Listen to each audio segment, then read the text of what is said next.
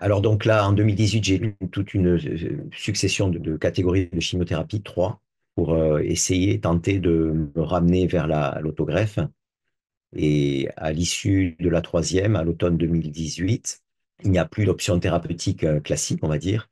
Et je suis resté pendant un mois, un gros mois, un mois et demi, en suspens avec l'idée de peut-être incorporer un essai clinique, mais la chose restait quand même assez vague.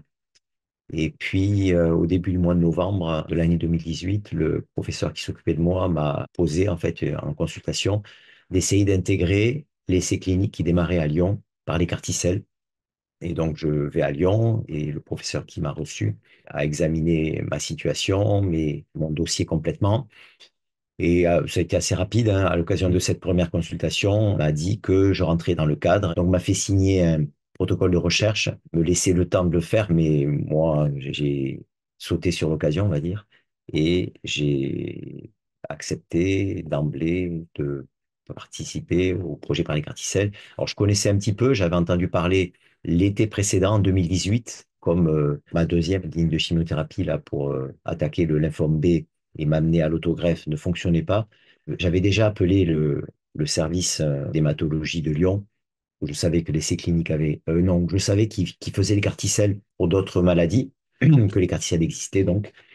J'avais eu un échange très intéressant avec une infirmière de recherche clinique qui très gentiment m'avait renvoyé sur le professeur qui s'occupait de moi en me disant que ça lui appartenait de m'adresser pour voir si il y avait matière.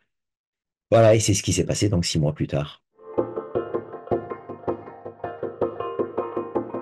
Donc la première étape, ça a été de faire la lecaphérèse pour le prélèvement des lymphocytes T qui seront l'objet de la transformation pour leur rendre leur capacité à attaquer le lymphome en fait. La lecaphérèse, c'est un moment qui dure à peu près 4 heures, au cours de laquelle c'est le sang qui est filtré par une machine en fait, qui sort par un gros cathéter d'un côté, qui rentre au pli du coude de l'autre. Enfin pour moi c'était comme ça. Et la machine, en fait, qui trie et qui fait émerger une poche de lymphocytes T qui sont partis dans un premier laboratoire en Allemagne pour être cultivés. Enfin, c'est ce qu'on m'a expliqué. Et puis, sont partis dans un second temps au laboratoire qui était en capacité de les transformer à Seattle. Comment le traitement se fait, en fait, c'est quelque chose de, enfin, par rapport à ce qu'est une chimiothérapie, c'est vraiment très simple. Donc, les carticelles, ça représente un tout petit volume. En l'espace de quelques minutes, c'est injecté et puis voilà, c'est fini.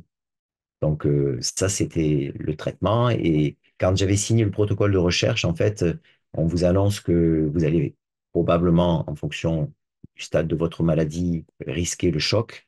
Un choc lié au fait que les carticelles ont une très forte appétence pour les cellules cancéreuses et donc le produit de dégradation ces cellules cancéreuses, en fait, est très toxique et donc peut entraîner des effets secondaires graves.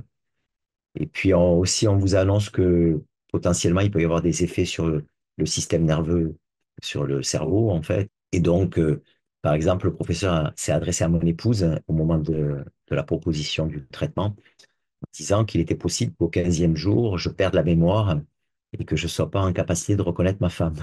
Donc, c'est sûr que c'était quelque chose qu'on aurait pu trouver choquant, en fait. Enfin, en tout cas, vu où j'en étais moi dans la maladie, ça n'a pas pesé dans la balance du tout. Enfin, bref, j'ai accepté. Pour ma part, au 5e jour, c'est vrai que j'ai eu un peu de fièvre, j'ai frissonné un petit peu, mais j'ai pas eu de choc, vraiment au sens propre du terme. C'est-à-dire que je suis resté dans ma chambre à l'isolement quand même, hein, une chambre de soins intensifs d'hématologie. J'ai jamais perdu la mémoire en fait. Ni même mes capacités. Enfin, si j'étais fatigué, pas vraiment, j'étais très fatigué, mais j'ai quand même, on va dire, relativement bien gardé mes capacités cognitives.